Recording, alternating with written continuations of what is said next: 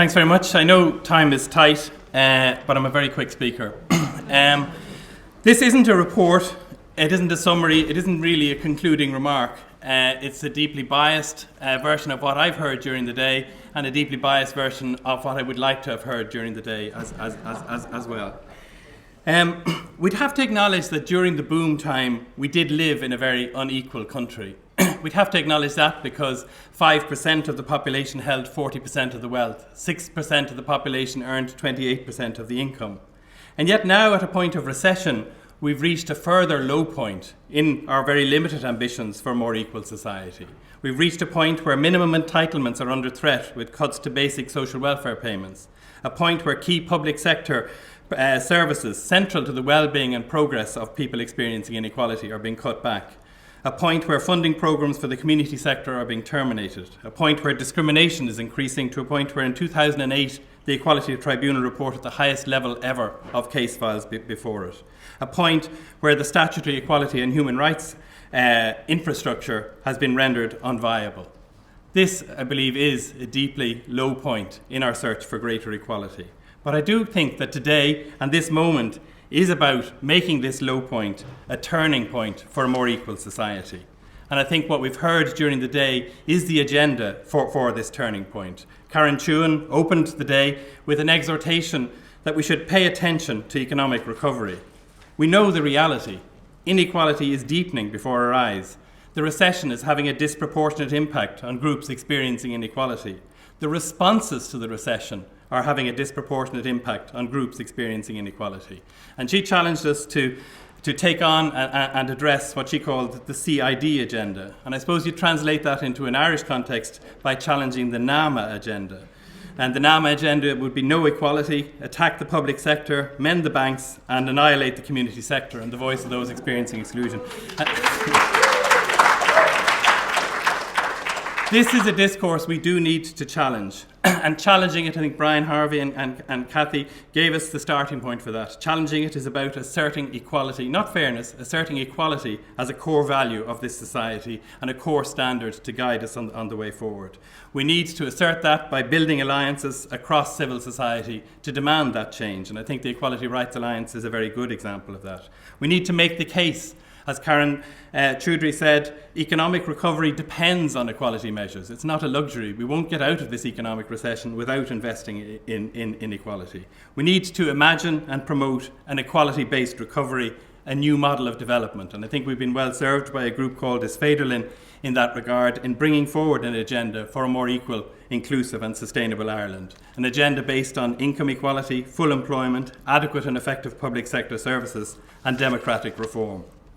Colm Ó Conghaide then, I think, gave us a very clear message that the statutory equality and human rights bodies are very important for this endeavour, for this search for a more equal society. I think he very usefully defined the bodies as taxpayer-funded change drivers.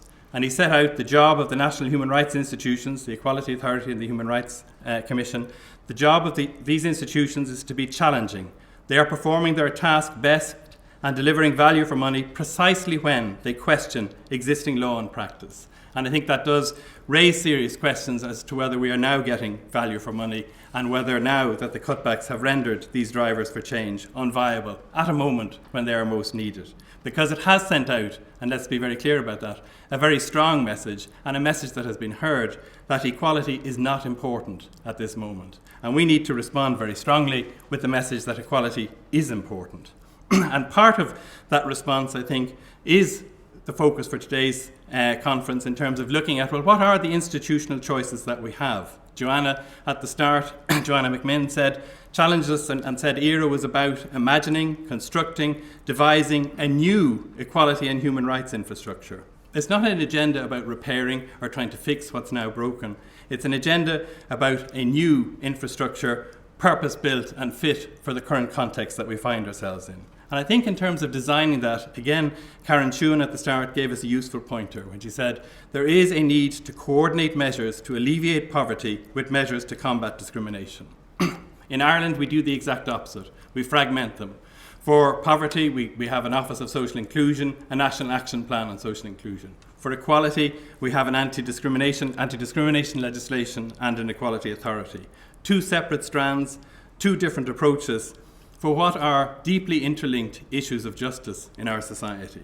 That we won't get equality without an integrated and interlinked pursuit of redistribution and equality in access to resources, a strategy to address powerlessness and equality in access to influence, a strategy to address recognition and equality in the status and standing of the different groups in our society. When we fragment that agenda and those three elements of injustice, we limit the effectiveness and impact of our endeavours.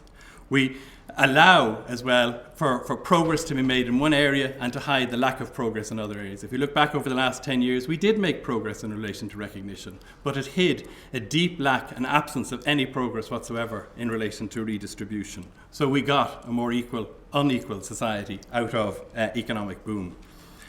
In terms of institutional choices, the workshop I was in and the reports from the other workshops have emphasised caution in relation to any idea about unified structures.